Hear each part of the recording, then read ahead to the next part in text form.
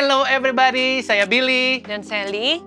Ini adalah Bisa Jawab, di mana kalian memberikan pertanyaan-pertanyaan untuk saya dan Sally, dan kita akan coba sebaik mungkin untuk bisa jawab pertanyaan kalian. Lagi-lagi banyak banget pertanyaan yang masuk seputar apa? Relationship. So let's get to business. Langsung aja, jangan membuang-buang waktu. Here we go.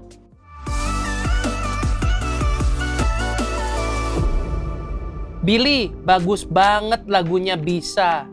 Boleh nggak kasih tips dan advice buat relationship kalau lagi kesel, kalau lagi bosen, cara membangun keluarga yang harmonis agar Cara membangun keluarga yang harmonis selalu. Oh, harmonis.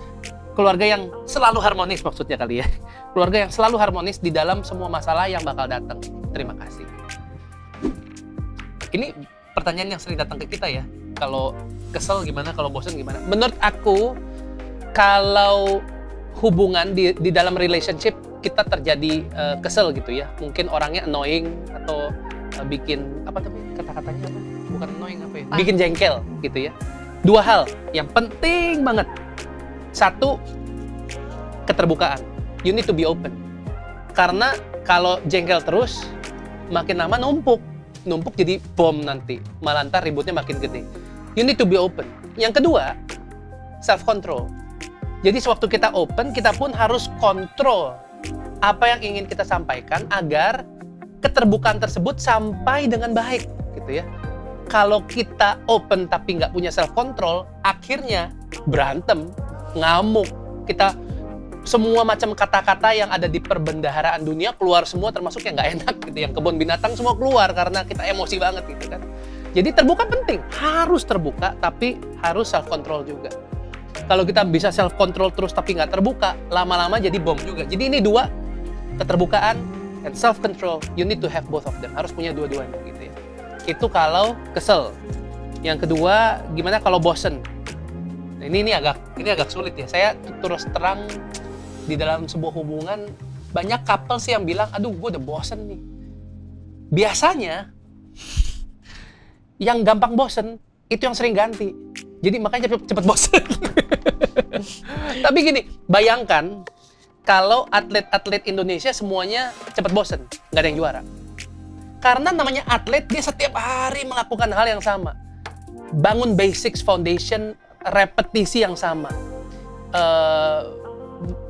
Mengulang-ulang agar terbiasa. Katanya Pastor Alfi, bisa karena terbiasa kan gitu kan. Jadi sebenarnya nggak ada salahnya ya sama hal yang bosen, hal yang rutin, hal yang disiplin. Karena kunci kesuksesan adalah di dalam rutinitas, katanya gitu. Itu siapa yang ngomong? Kalau nggak salah Rick Warren yang ngomong. Jadi iya, mungkin ada habit ya, mungkin sering ganti makanya cepat bosen. Orang yang sering ganti gadget karena orang yang sering bosen sama gadget pasti orang yang sering ganti gadget gitu. Nah, makanya pasangan jangan sering ganti. Gitu. Lalu cara membangun keluarga yang harmonis selalu di dalam semua masalah yang bakal datang. Kayaknya nggak bisa ya.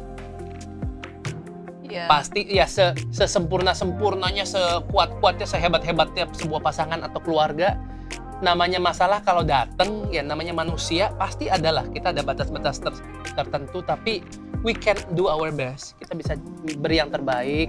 Ya masalahnya diselesain segeralah biar tetap harmonis. Iya. Saya gitu paling. Mungkin kembali ke yang hal pertama tadi yang aku share, keterbukaan dan self control. Kita harus bisa terbuka, tapi kita juga harus bisa mengendalikan diri agar sewaktu kita mencari jalan tengah, segala sesuatu berakhir dengan baik, bahkan secara hubungan bisa go to the next level. Wih, lebih kuat lagi, lebih mantap lagi. Billy dan Sally, kalau sedang ada problem internally yang kayaknya susah banget cari middle ground solution, gimana sih thought process kalian sampai bisa akhirnya mendapatkan solusi yang satisfies the both of you? Semua pasangan pasti ada problem gak sih? Dan kalau aku pribadi sama Sally, kita langsung aja deh share ini ya. Soalnya kan kita banyak konflik juga, kita banyak isu, tapi puji Tuhan kenapa cepat terselesaikan ya kebanyakannya. Karena kita bukan ada middle ground, tapi kita ada middle person. Tahu nggak middle personnya siapa? Tuhan. Tuhan. Bahwa dalam segala masalah, kita tanyain lagi ke Tuhan, Tuhan maunya aku ngapain? Gitu.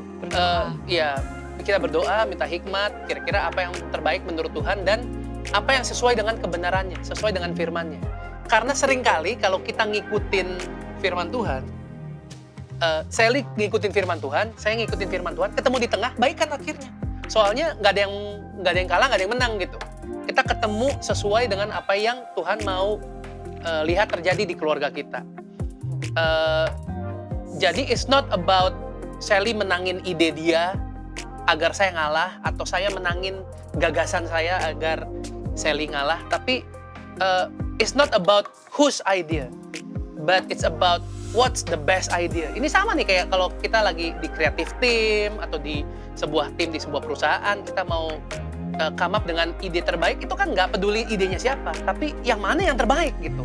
Bisa datang dari saya, bisa datang dari Sally, bisa datang dari apapun. Nah, kalau kita pengennya ide tersebut datang dari Tuhan.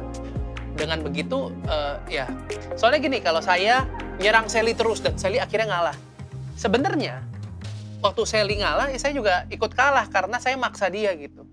Tapi kalau kita bisa benar-benar setuju dengan kebenaran Tuhan, maka saya percaya dua-duanya jadi happy lah. Dua-duanya jadi happy.